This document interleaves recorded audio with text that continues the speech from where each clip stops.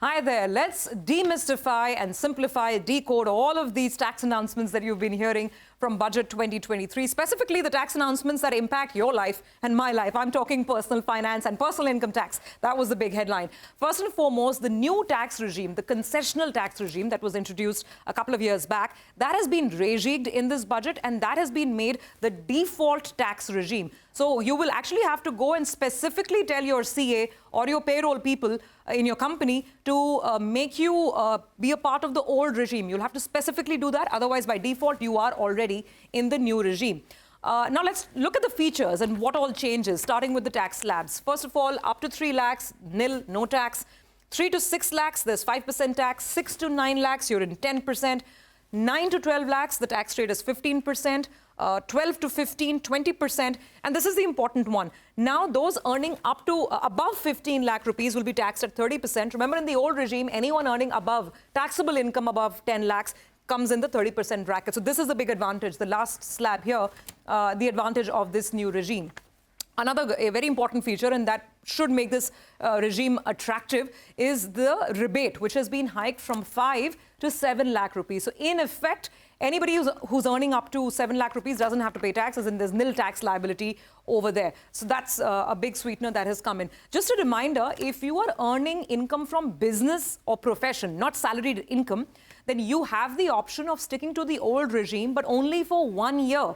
In the subsequent years, you will automatically be moved to the new regime. That's what the law says. That's what the mandate is. Let's look at some of the other sweeteners that have come in the new tax regime.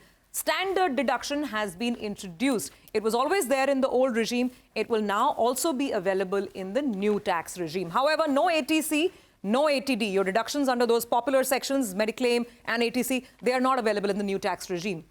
There is a deduction for family pension, 15,000 rupees. That has been allowed in the new regime. But remember, the NPS, the ATD, the ATC, all of that doesn't exist in the new regime.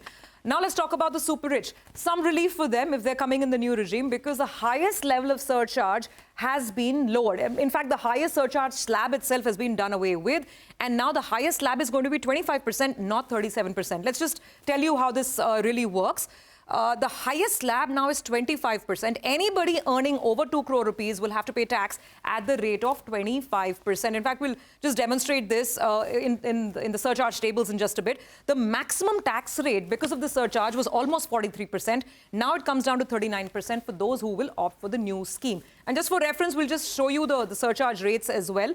There is no change in surcharge in the old regime. So keep that in mind. If you stick to the old regime, no change. The new structure is as such, as I said, there is no surcharge slab above 25%, above 2 crores, 25%. This is the maximum. The old regime, just to show you a reference, the highest rate continues at 37% above 5 crores. So keep that in mind while you make your decisions. The analysis is already telling us that most of the high income earners will switch to the new regime.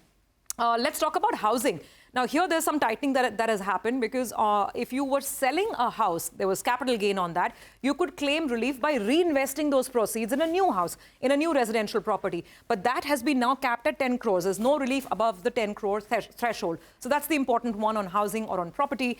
Let's now move to last and probably the most contentious aspect in this budget from a direct tax standpoint.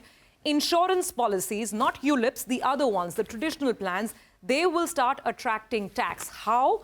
These will be applicable to policies that you buy after the 1st of April 2023 if the total premium, the cumulative premium, crosses 5 lakh rupees in a year. So a lot of debate around this, but the general consensus is that there will be a hit on some of the guaranteed products, the par policies, some of the traditional policies that have been offered by insurance companies. So that, in a nutshell, is all the tax talk you need to know from Budget 2023.